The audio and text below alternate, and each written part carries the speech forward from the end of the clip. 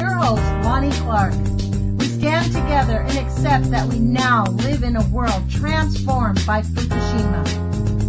Monday, Wednesday, and Friday from 8 a.m. to 9 a.m.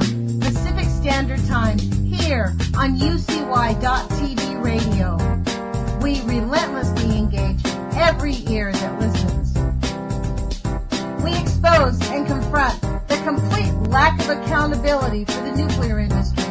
Consider social engineering programs who view our bodies, minds, and souls as assets on a balance sheet. We discuss vital current issues, interview activists, and engage our audience in an effort to allow all voices to be heard. The Age of Fission radio show creates a venue that all will choose. We encourage our listeners to reclaim their power and their courage to take action and save our planet from the ravages of greed and indifference. Our actions matter. Every voice matters. We remind our listeners that happiness is resistance.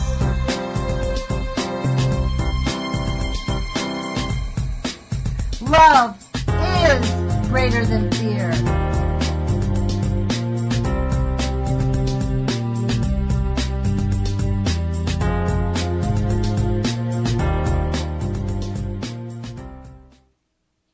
Good morning, UCY.TV radio listeners. This is Lonnie Clark with the Age of Fission radio show. And I am giving you a call today, and we're having, as you know, today is Wednesday. We do our interviews on Wednesdays. This morning, it's my great honor to have back Donna Gilmore from SantaNofreSafety.org. I'm just going to introduce her right away without any further ado. Donna, are you there? Yes, I'm here. Wow, we hear you great. Thank you for joining us. It is really awesome to have you with us. You have a lot of exciting news to discuss with us, so we have a pretty short amount of time.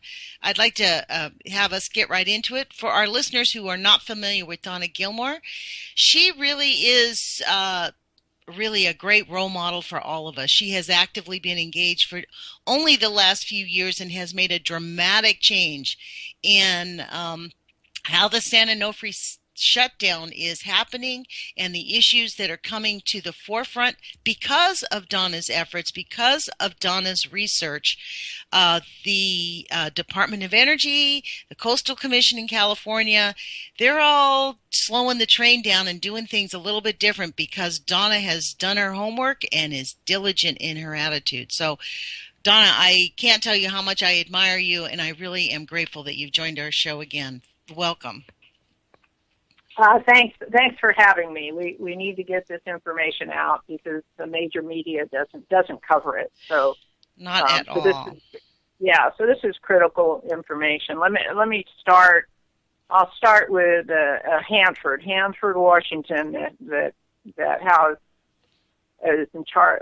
The Department of Energy is in charge of managing all the highly toxic nuclear waste from the weapons program.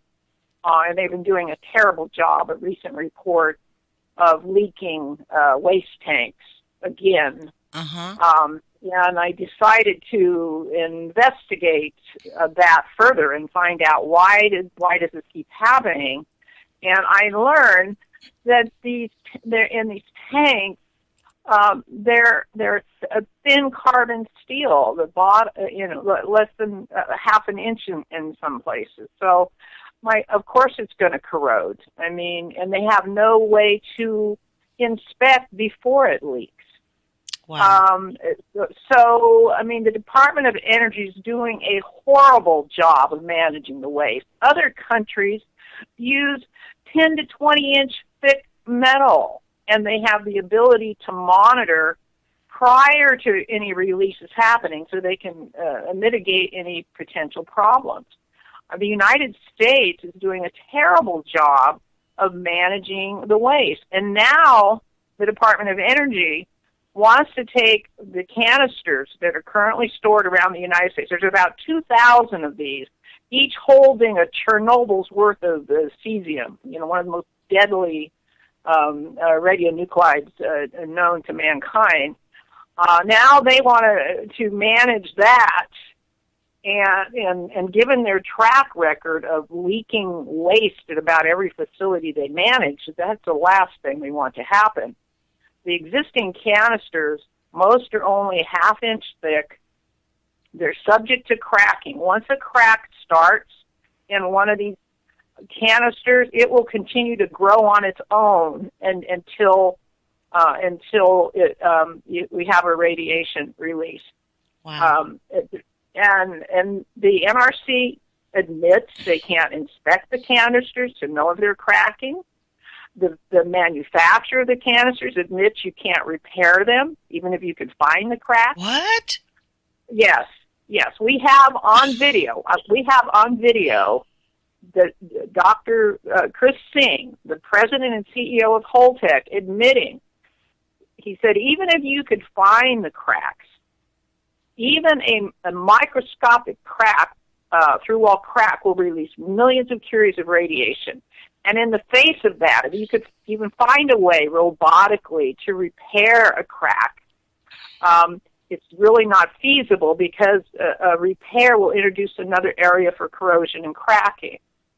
So these things, you're talking about multi-million-dollar containers when you add labor and materials together. Each one of these Chernobyls in a can, it's insane. The NRC knows this. Why do you think they're pursuing this for money? Is it just about is it really only about the money? Like they're saving money? This is a profit-making enterprise. There's a lot of money in nuclear. Every phase of nuclear, people make money. That's what it's all about.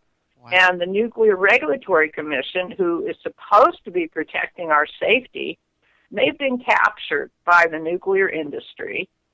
The 5 commissioners at the top, they are appointed by the president, but they have to be confirmed by the Senate. And what you end up with is a lot of 4-to-1 votes against safety and for profit. Wow. And the people that make it into upper management at the NRC, a lot of them, they've just been, you're not going to make it up the management chain if you don't play nice with the nuclear industry. That's just the fact. So it's up to us. It's up to the public. Wow. To bring attention to this and to educate people about what's going on and to work for ways to stop it. We need to have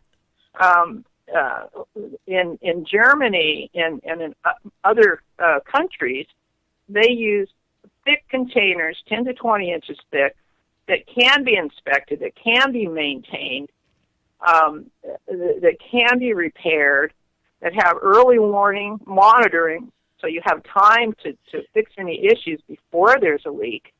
They put these containers in buildings, which we don't do, so it has extra environmental protection.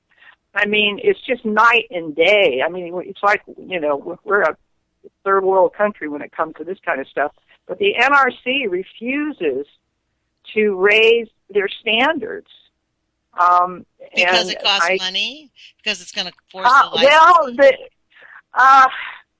You're not going to, I don't like to speculate. I like to deal with facts. The Mark Lombard, the NRC director of spent fuel management, he's the one that approves and sets requirements for these canisters. And I said, why aren't you, now that we know that these canisters are going to basically be sitting indefinitely around every nuclear plant, why aren't you raising minimum standards? These things were not designed for even short-term use, more than 20 years. They really weren't designed for that. You can't even friggin' inspect them. And he said, well, it's NRC policy. And I've worked in government, and I know what the word policy means. Policy means somebody just made that up, okay? So I asked the next question. I said, Mark, and I'm sitting across from him. They're having lunch in Maryland. And I said, Mark, who made up that policy? And he said, he did. And I said, well, why? And he says, well, if I stick with the vendors that we have, and the things that we have, I can get them to pay for all the research. And they'll even pay my staff if we have meetings with them. Wow. That was his answer. Without any regard, I met with one of the NRC commissioners, one of those 5 commissioners. I met with him while I was there, face to face, him and his chief technical person. And I educated them about the problems with these thin canisters and what they use instead in other countries, including at Fukushima in Japan. They use thick caps. Those did not fail. And he knew nothing about this. He absolutely knew nothing about this. And then after I had lunch with Mark, and he gave me this story about he's more concerned with his budget, I shared that information with the commissioner's technical person, and that commissioner, it was Commissioner Barron. At the time, we thought he was going to be the new chairman, and then they ended up picking Commissioner Burns instead, who totally believes everything the nuclear industry tells him. So after that happened, I never heard back from him. So they get it, but even if one commissioner gets it, 5 vote. Everybody's vote counts the same. So, it's pretty much a lost cause, counting on the NRC to do their job. And that's pretty much it. Now the DOE, they want to take these existing canisters that may already have cracks in them. Nobody knows because they can't inspect for cracks. And you're not supposed, and the NRC regulations say you cannot transport a canister that has any cracks in it at all. But their plan is to take these canisters, transport them by rail to some other part of the country in our fabulous, crumbling infrastructure. These super heavy, they weigh, over 150 tons each. Can I ask you a question to interject in this? Is transporting them by rail normal? Have we ever done that? Do we do that? We haven't done that with spent nuclear fuel. No, okay. Not with commercial spent nuclear fuel. No. Now, what the DOE and NRC and nuclear industry will say is, we've transported, nuclear waste across, before, and no problems. All right. Well, they always refer to military waste. Well, the military, they have spent fuel from their submarines mainly, and that fuel is stored in, it's about 1/10 of the amount of what we have in one canister, and they use super thick stainless steel. I forget how many inches it is, but you really, really thick. I don't. So the military is doing it correctly. Well, and the thing is, and they have one set path. They always take the same path. So they've made sure that the rail system infrastructure has been, set up safely. Secured, yeah. So their analogy, and in fact, I was speaking to one of the DOE technical managers. I think he's a technical manager. Anyway, he's a manager. And he always makes presentations about waste issues for the DOE. And he tried to give me this story about, the military transport, blah, blah. I go, yeah, but they use a set path, same path all the time. And he goes, well, yeah, that's true. I know enough to call them on their BS. All right. Yeah. And so we've been playing this game where they come up with some BS, either out of ignorance or on purpose. And then because I know the facts and I have documents to back up every fact that I have, so I counter with my facts, and then they back off on that, and then they try some other, BS, or they try to ignore it. But what we need to do is we need to get the facts out so that the public and the regulators and the elected officials are not fooled by the misleading statements that are being put out by the industry. If people really knew the truth about what's going on, they would never vote for a presidential candidate that was pro-nuclear. That's true. Right now, Bernie Sanders is the only candidate that's come out against nuclear. He gets it. He understands it's not safe. So for you states that have not yet voted, I highly recommend you volunteer and join the Bernie Sanders grassroots campaign. Start making phone calls. It's really easy. Go to events, host events. You'll meet the most wonderful people supporting Bernie Sanders. I've hosted events at my house, and it's so nice to be surrounded by logical, caring, educated people. So if nothing else, it's a good way to make some great, contacts. But we still have a chance. We need to win California, and no matter what state you work in, you can help win in California. Okay, that's a good piece of advice, because coming after yesterday, I'm a very ardent Bernie Sanders supporter, partly for this reason, because he is the only candidate that's anti-nuclear or wants to slow the train down on nuclear. I don't know if I could say that he's anti-nuclear, but he really wants to slow the train down. And he understands it's not. He understands it's not safe, and right. and we need to phase out the existing nuclear plants. He said, no, he definitely gets it. The thing I like about Bernie Sanders is he does his homework, right, and he makes very good judgment. Hillary Clinton, she's more of a follower than a leader. She seems to kind of go along with the crowd, and she's so hawkish. She's a Reagan Republican. Let's be clear. She was a Reagan. I mean, I think she's my view, I think she is, because she's very hawkish. Her agenda, I mean, she's very pro TPP. So, but anyways, let's don't digress, because there's a lot we want to share about the nuclear thing. Okay. So let me get back to the DOE thing. So the DOE and DOE is having meetings, public meetings, and if you Google DOE consent meetings, you'll find the website, and you can actually listen into these. You can make comments online. You can actually watch them. So I highly recommend at least listening to one. DOE consent. Yeah, DOE, Department of Energy, and then the word consent. I think that will be enough to bring it up. It's a consent-based siting meeting. Yeah. And what they're trying to do is they're going around the country trying to have a conversation about, what do we need to do to make sure that we find, a willing community, to take this nuclear waste. They want to talk about the process for finding communities to take the waste. But the problem is, that they're really asking for uninformed consent. And when I bring up issues about, let's first talk about what you're wanting people to consent to, and I've provided information to them, to the DOE, about the situation with these canisters, and so far, and I expect it will be ignored by the DOE given their track record. And yet, last night at the Sacramento DOE meeting, John Kotek, who is the person in charge, he's Assistant Secretary to Moniz, and he's in charge of this process that they're doing. He actually made a claim that the NRC told him that these canisters will last 1,000 years. That is just a plain out lie.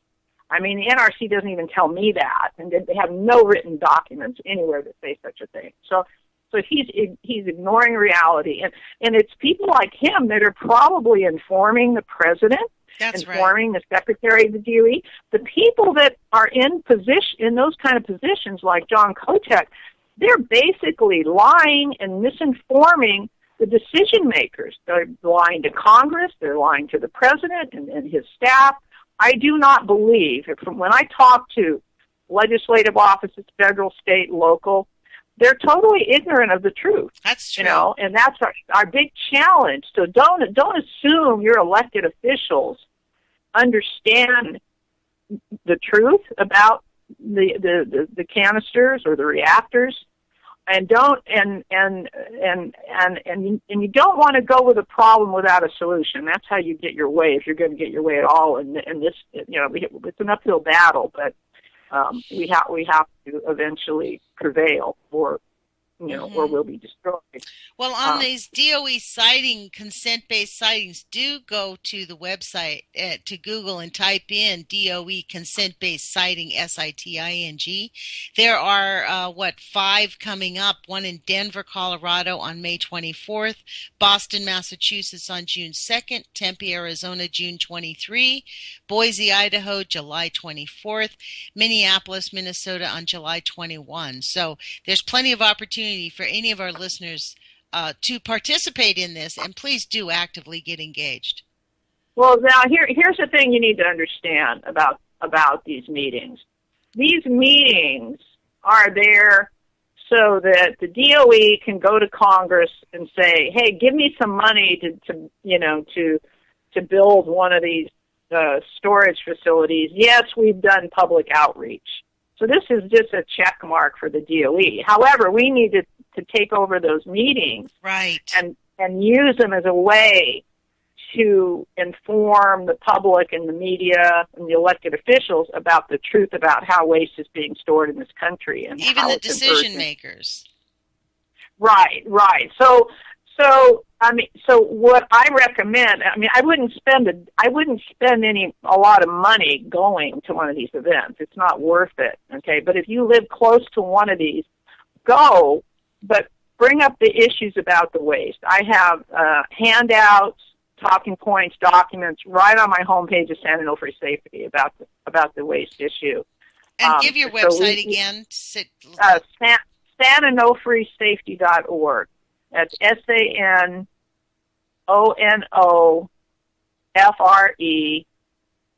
safety, SAFETY.org. So. Thank you for that. And, thank you. So, honestly, Donna. So we need to get them focused on the problems with the canisters, and I'm willing to educate anybody that's willing to help out on this. I'm willing to help educate them, because sometimes this is hard to understand. Mm-hmm. Now, so anyway, so let me So the transport. Here's the thing: they want to take these existing canisters, transport them somewhere, maybe Texas or New Mexico or some of the potential sites, and they have no way to deal. If anything goes wrong, if there's any cracks or leaks, they have absolutely no plan to deal with that.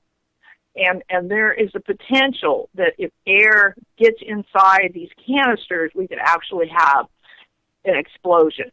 Oh my so we can God. have floating Chernobyls, all over the country, and they have no plan in place to deal with it. It could be like popcorn. Well, more like Chernobyl. Basically, the Chernobyl meltdown, 10 tons of radioactive material, went around the world, and we've got 2,000 of these not being monitored, not being inspected, with no plan in place if one of these things started leaking. Well, you know what really is astounding to me is just the level of disregard to the harm that it would cause. It's not a matter, after looking into this, don't you think it's not a matter of if, it's really a matter of when, with the attitude that they have? Yeah, this is the thing. This is what's different about this. Now, we do have spent fuel pools that are also dangerous, and a lot of the activists are pushing to get the fuel out of these pools into dry storage, but they don't understand the risk of these dry storage. With the pools, you have a risk, but you do have some redundancy. They do have backup electricity. They do have extra water they can put in if for some reason it started to leak. So they do have some things that they can do to prevent basically an explosion. But in the canisters, it's a half-inch thick stainless steel that's the only thing separating us from Chernobyl's here, and that's it. No plan in place. So this, and no plan in place to be able to repair it in case that half an inch. Is there any discussion about what would happen in the event of an earthquake along the West Coast? Or, the earthquake faults all around our country. The entire craton is actually, it's not just the West Coast that's having earthquakes. Is there no discussion about what they would do in the event of anything like that? Well, what the NRC says is that the canisters are rated, for earthquakes, wherever they're located, whatever the rating is that's needed, they're rated for that. And then I always ask that next question that nobody else asks, and I said, well, now if there's a crack in any of these canisters, even a partial crack, what's the seismic rating for a cracked canister? Okay, and I already know the answer. I already know the answer to that question. But when they do seismic evaluations for nuclear reactors or dry storage containers, they always assume perfect materials, everything intact, no cracks, no degradation. All evaluations that we have are based on 100% perfect material, and I have this in writing. So he has yet to respond to that question. He has yet, the director of the NRC, he has yet to respond to my seismic question about a crack canister. So, they don't have an answer for that. Well, it really is astounding when I'm speaking with you these last few times that really the disregard for human health and the safety of our environment is just overwhelmingly astounding. And I would think, you've talked to these people face to face, you interact with them. Is there ever any conversation on their part about, we're under pressure to ignore this? I'm just astounded that these people can go to work day after day and ignore. They're scientists. Don't you think that they understand this at a deep level? Like, not that deep. They really do get it that they're lying. Well, this is what they believe. Nuclear is like a religion. It's a faith-based entity. And that's one thing to have a religious belief, but when you're dealing with nuclear waste and nuclear materials, you should be basing things on scientific facts, not hope that somehow something's going to magically fix everything. This is what Mark Lombard said to me, because I raised that issue with him. He says, "Oh, Donna, you worry too much. They always figure these things out before there's a problem." Oh, really? Tell that to the people of Chernobyl, or 3 Mile Island.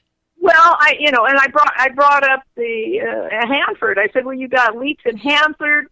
You've got the waste isolation pilot project in New Mexico that had plutonium going into the atmosphere after 15 years of the Indian Point pouring tritium into the Hudson Bay. Well, when I brought up the DOE examples, his answer to me was, "Oh, well, we're better than the DOE." They really are not based in reality. They have rationalized it. It's kind of like if you have a boyfriend that is not good for you, but you rationalize staying with him, and you kind of filter out the bad part sometimes. It's the same kind of thing. Their brains actually filter out, and they have this magical, unsubstantiated hope that things are magically going to be okay in spite of the facts. That's really how they think. Wow. So they believe their stuff. Now, if you're a lower level person, not in management, you're either brainwashed with the propaganda from the nuclear industry, which they even have it in their workbooks. They even have a section that says radiation can be good for you. Okay, seriously, I've do they seen it really? myself.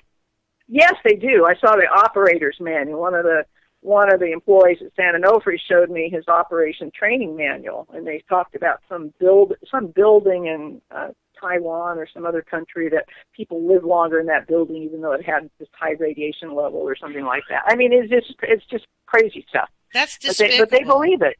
Yeah, they believe it. So now the people that know better, they have a lot of good people at the NRC that are technical, and they know better. But if they want to work in that career field, if you can become a whistleblower or you make waves, you not only could lose your job, but you could be blackballed from the industry and not be able to find another job. Look what they did to John Goffman. Look what they did to Dr. John Goffman. He was unemployed for, 18 years and ended up working at a university for the rest of his life. I mean, Well, Arnie Gunderson, they bankrupted him. Right. He became a whistleblower. So, so that, unfortunately, now I understand at Hanford, somebody, won a lawsuit against them. There was a whistleblower at Hanford. So, but anyway, so it's a hard thing to do. Hanford's in a critical state right now, isn't it, Donna? I have been hearing a lot of very horrible things happening that, like with this recent leak up there, they're basically just kind of ignoring it. They're not really, from what I read 2 articles, they said they really don't know what to do with it. They are figuring it out. That's essentially what I read. Well, the state of Washington has they have a website, they have a section on Hanford because they interface it, because it's in Washington, so they interface with all the Hanford stuff. And so I wrote to them, and I asked them, I said, well, how thick are these containers? Do you have specifications for these containers? What are they made out of? How thick are they? That kind of stuff. And the lady wrote me back. Basically, she didn't know. I mean, this was where you go to learn the facts about. She didn't know, and then I found the information on the internet, and so I sent it to her. And that doesn't inspire confidence when the citizen has to tell the person who's supposed to know what the facts are. Yeah. So then her response was, these were only supposed to last 20 years, and this was state of the art at the time. Well, anyway, we don't have time to go into it, but I, wrote back to her, and that's ridiculous, So, I mean, they're just so full of misinformation, and the Department of Energy is like the worst. These people that are in charge of these projects, they don't even know the facts, most of them. They're just clueless. There's so much misinformation, and they're all relying on the NRC to be responsible. We recently had a decision from our California Public Utility Commission. They have jurisdiction over cost issues related to the nuclear power plants in California. So I became an intervener to try and stop Southern California Edison from getting $4.4 billion because they're using thin canisters that aren't going to last. And you can't make a radiation case because that's NRC jurisdiction, but cost is totally within the jurisdiction of the Public Utility Commission. That is not an NRC issue. They make it clear cost isn't their concern. And so I made a case that the estimate that Edison came up with is not going to be enough money because these canisters are going to have to be replaced. And that would blow the heck out of the trust fund money that's set aside for this stuff. They just chose to ignore that, totally ignore that part of the case that I made on that issue. Just totally ignored, like I didn't even say it, and just chose to say, oh well, it's about nuclear waste containers. We don't have jurisdiction. That's the NRC. So so their way of absolving themselves of this potential and maybe likely destruction of California is to say, hey, it ain't my job. I'm not going to be responsible for this. Wow. And that's what we get. We get a lot of, and then the California Coastal Commission, they had to give a permit to Edison to build close to 100 more of these thin canisters. So I tried to stop that. I managed to convince the Coastal Commission and the staff there that they can't be inspected, repaired, maintained, transported, not monitorable. And so the Coastal Commission acknowledged all of this, agreed with the facts, gave them a permit anyway, and said, well, you need to promise that in 20 years you can solve all these problems. Oh, my gosh. Yeah. So they rubber stamped it anyways, no matter what. Yeah. Yeah. And then, nuclear waste, that's the NRC's responsibility. We don't have jurisdiction. Do they but they had money? Jurisdiction to say in 20 years you have to fix these problems, yet they don't have jurisdiction. I mean, it's just, Is it is the reason that they just turn a blind eye to this because there's somebody there that has a vested interest, that there's some way to make money, or is there some, a political pressure to just accept whatever it is that's going on? I mean, why is it these coastal commissioners who really apparently from the outside look like they are not attached to any invested in this process? Well, they're okay. They are the coastal commissioners. You always have to look at who hired them. It's all because when you get up to higher levels, you only have to please. You don't have to please one person, your boss. Okay, right, you make your boss happy, you keep your job. Even if you screw everybody over, doesn't matter as long as your boss is happy with you. That's pretty. I mean, that's kind of an over exaggeration. But so a number of those commissioners are appointed by Jerry Brown, and then some of them are appointed by certain state elected officials. So it's a kind of a combination of things. And so the fix was probably in. I can't say exactly so you think the why they did that, but the governor's chief of staff is a former public PG&E, Pacific Gas and Electric, who owns the Diablo Canyon nuclear power plant. She's Jerry Brown's chief of staff, so she came right from PG&E. Oh my gosh! She got over $1 million. They gave her $1 million bonus when she left, and now she's chief of staff in the so-called environmentalist Jerry Brown administration.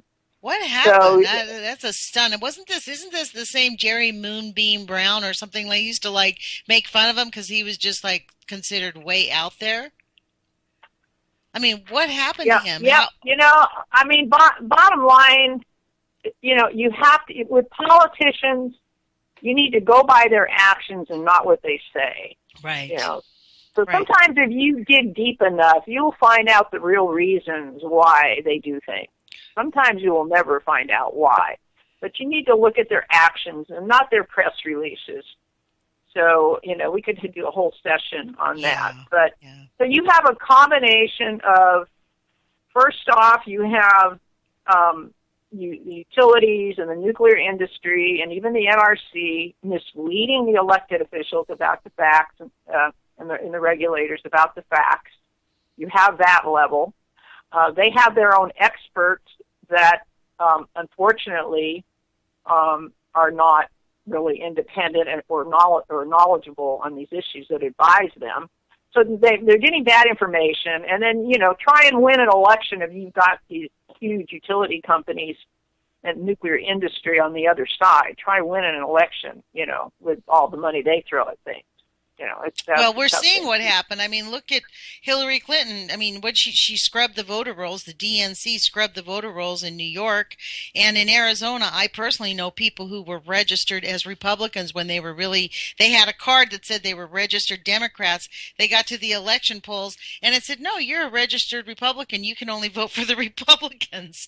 So that is really what's happened here in this country, in this election. So we have a huge, we're swimming upstream here, folks. That's what I think. Yeah, but in California, I have not run into. I live in California, and I've lived in Northern California, Southern California.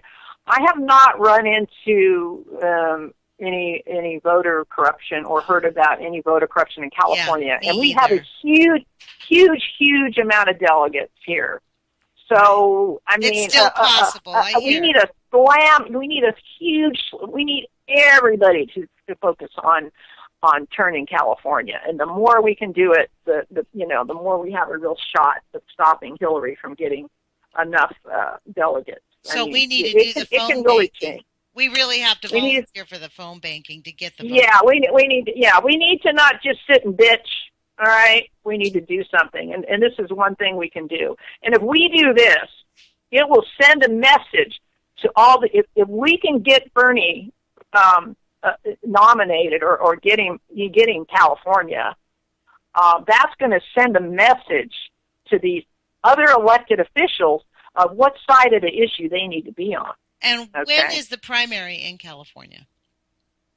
It's in the first week of June. Okay, so we have some time. So those of us who have not been phone banking actually have an opportunity to actively engage. Right. And to share what's been going. I've been following this closely, and Hillary's. The only way she's making progress is she's been making up stories about Bernie Sanders. She's been. And the media is not really, giving fair press, and they're not really calling her on her, not as much. They've done somewhat, but and there's been some good debates, but most people aren't paying attention to this stuff. So, and once people hear Bernie, he gets more votes, but so we need to get exposure out there and get people to actually watch some of these. Things and not only that, just go to his website. I'll be honest. I had a client of mine who I actually converted to be a Bernie supporter, who really is a Republican, but he re-registered to vote as a Democrat so that he could nominate Bernie because he really doesn't like Trump. But what was it that turned him? What was it? What was the issue? I'm always looking for what worked. What is the trigger for people? This is what he said. I encouraged him because he was giving me the lies. He was like saying, well, this and blah, blah, blah, blah. And I said, look, just go to his website. I don't need to convince you. Look at his programs. And when he went to his webpage and looked at his financial plans, because this is, it's a businessman that I deal with. He looked at his financial plans and he did all the research on the CDC. Everybody's saying that these plans are actually going to really work. They could really help our country. That's what turned him around, because it was precise and it had been vetted. And it was a well thought out plan. That's what he said. And so you appeal to Republicans based on money. Yeah, yes, I get it. Yes, that makes sense. Yes, and you know what? It worked. And I have to say, this is a man that's in Mississippi, right? He says he's not talking about it. He didn't talk about it, but really, honestly, was seriously. It was really stunning. And I have to say that you were right. Helen Caldecott has posted many times on Facebook about Bernie Sanders is kind of our last chance to really turn the ship around here, because we are in a critical phase. And especially in the nuclear front, we really need somebody who understands the severity of the neglect that's going on. So, yeah, to me the key issue is we need a president that has good judgment.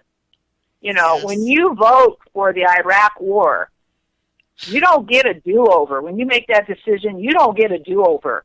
Those people that died in that war, those people that came back injured, the Iraqi people that died. I mean, the results of that war and what it's destabilized the Middle East.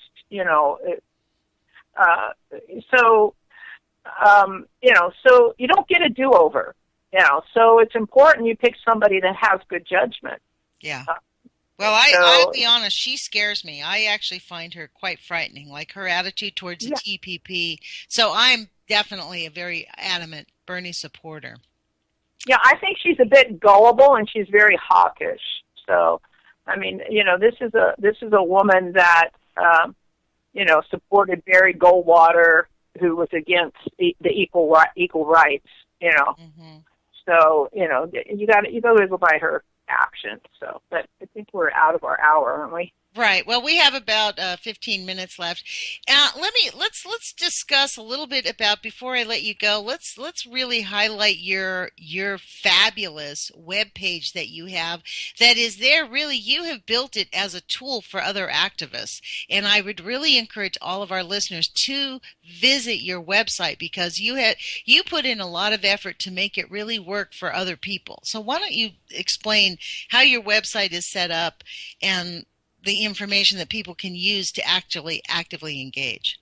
Right. Okay. So I put the most important facts, the most important issues right on the homepage. And there's all the facts have links to government or scientific documents. And then I have handouts, talking points. I've got sample city council resolutions you can use as a template going to city councils and asking them to pass resolutions on these issues is a way to educate your elected officials and the public, a way to get free media attention. Part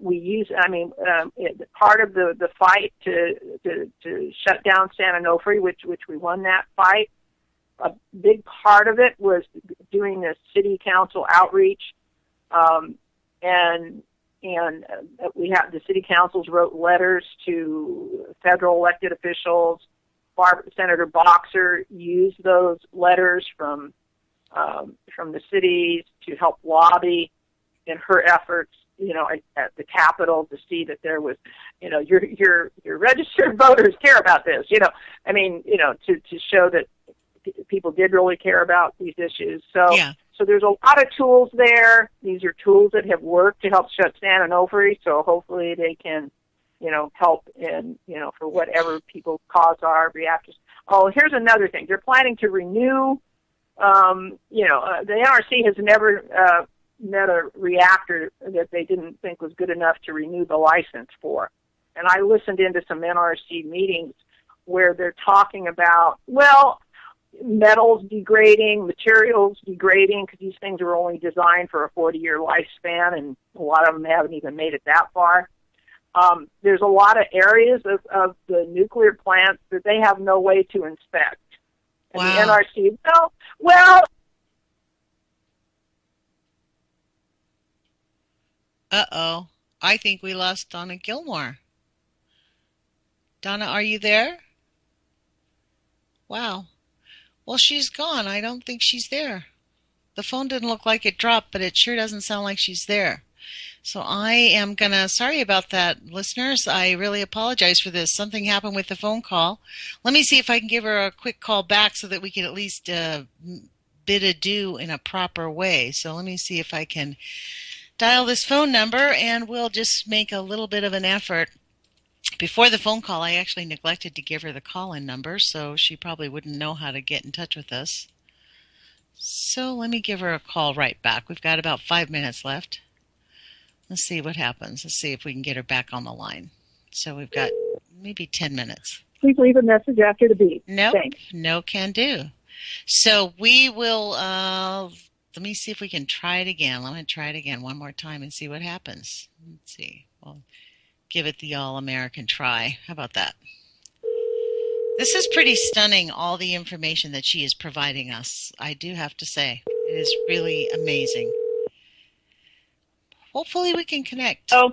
Hi, Donna. Your call dropped abruptly, so I thought I'd give you a call. Yeah, I know. Oh, yeah. I guess that was how that, I don't know, was that an automatic thing? All of a sudden you were talking, and then the phone, you didn't look like you were disconnected, but we didn't hear you, and then it did disconnect. No, it disconnected. It hung up. From my end, it disconnected. Well, I apologize for that. We've got about 10 minutes. The train of thought was completely gone by me trying to figure out how to get you back on the line. But this issue of the San Onofre Safety website, this is the big issue. This is a tool-based website. This isn't just a feel-good website. I think that's kind of my point with you explaining how your website works, because honestly, this is the really beautiful thing about many of the people who are working to stop this is you provide tools so that people can actually go out and engage on these issues. And that's what's really important. Get educated about the facts and figure out a way to get active. Yeah, and it's written for laymen. It's written for just the average person, to learn about things. And I try not to, and it's got information so you can educate yourself also, and it has sections on health risks. You have handouts that people can just print out and give out. You've done exactly, handouts. and I have done some customization. Like I worked with Illinois, and I had a handout, and I did some tweaking on it so that it was a little customized for Illinois, and they used that there.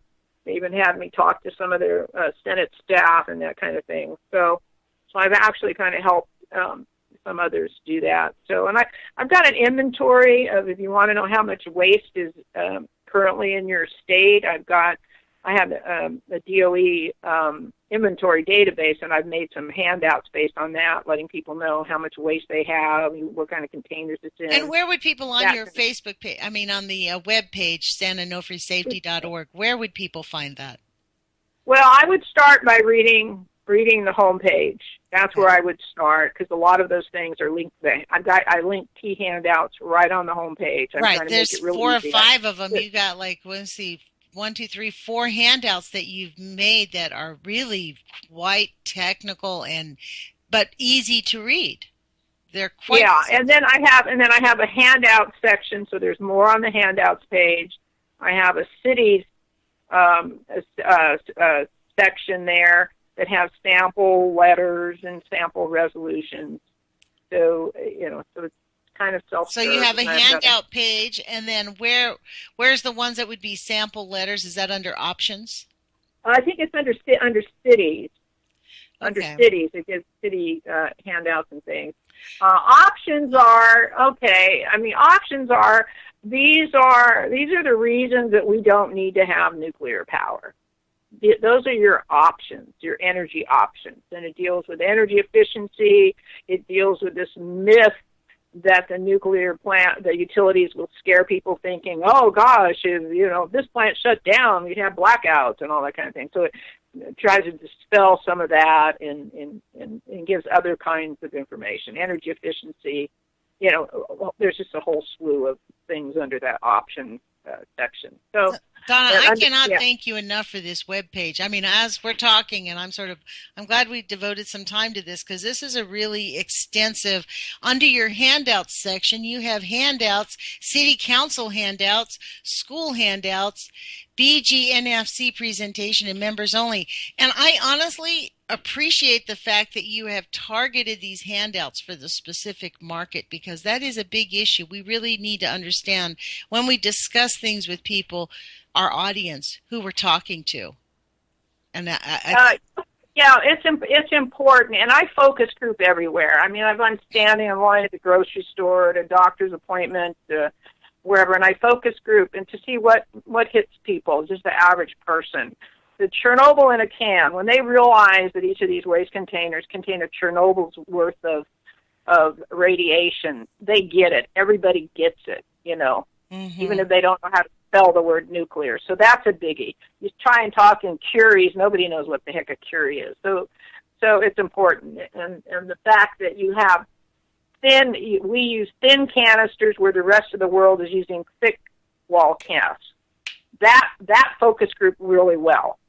Everybody can understand the difference between thin and thick. Right. So there's some, trigger things that I found are more effective. And I'm always open to more input. I don't take suggestions as criticism. I welcome that kind of thing. So I'm not one of these people that gets upset if you don't, like something or whatever. So we need more people involved. Even if all you do is share the information on Facebook, help just get the messaging out. Everybody comes with different skill sets, and we need all of them. So whatever your bliss is, whatever your talent is, there's a way to adapt that to this issue. If we lose California from one of these canisters, it's going to destabilize the world economy. Yeah, let's just be reality. If you lose a canister, and it's not exactly, it's not losing it if it breaks open and contaminates California. And literally, it could seriously, the fallout would go the wind goes west to east. So the country is going to get some of that nuclear waste for sure. Well, yeah, and it doesn't go away. This stuff lasts for thousands of years, so it's just going to just like the radiation from all the nuclear testing is still circling the world, and just like the radiation from Chernobyl is still circling the world. And that was, that Chernobyl was like one canister. Just think of multiple. We have 50 at San Onofre. We have over 30 at Diablo Canyon. We've got I forget how many, about 20 or so. Anyway, we have quite a few here. You have a Columbia up there. Yeah. I've got a list of how many of these canisters every state has. It's one of the handouts. Wow. I'm definitely going to dig into it. Well, we're talking. Yeah, and then where can you go if these things start exploding? Where can you go? I mean, that's the problem. I mean, so basically, it's really up to the people listening to this call that now know, our future is at stake here, and nobody else is going to do it, and I can't do it by myself. So. Right. The more people that are involved in this, the better. So I agree. But this is the thing. When you said it's like a religion, I think you're right in that. And we literally are the human sacrifices for this religion because, Chernobyl, the anniversary of Chernobyl, I think was yesterday. And, the Dr. Massot came out and really did a great expose that I saw about all the serious medical conditions that are still ongoing, and yet not one peep out of nothing negative. I mean, the mainstream media is still saying only 1,500 people died from Chernobyl and things are just great. Don't worry about it. So when you say there's a plethora of misinformation, that goes straight from the average individual all the way up to our elected officials, and it's intentional, Donna. This is the thing. It's like this nuclear priesthood is making all of us the human sacrifices, and it is up to us.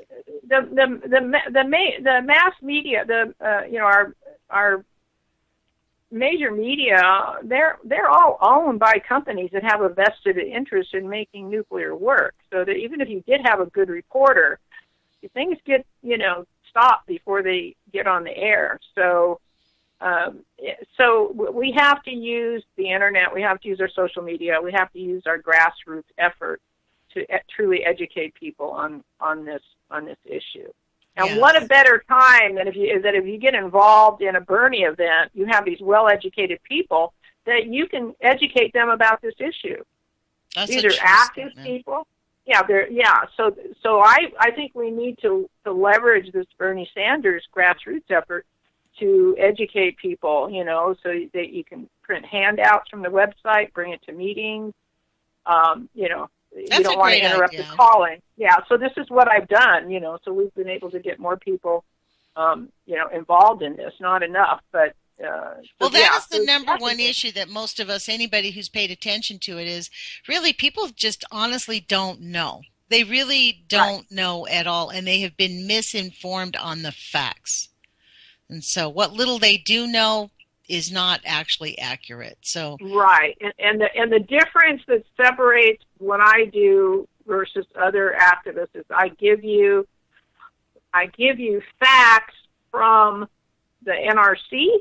Documents from the NRC, from the labs that the DOE and NRC use. I give you their own evidence. We can use their own evidence against them. So it's not just some tree hugger activist that says this. This is the NRC saying this. This is the DOE saying this. This is one of the labs saying this. And so you have hard evidence. So you don't say, well, Donna Gilmore said this. Right. You say, well, the NRC said this. Or you say the the canister manufacturer said this.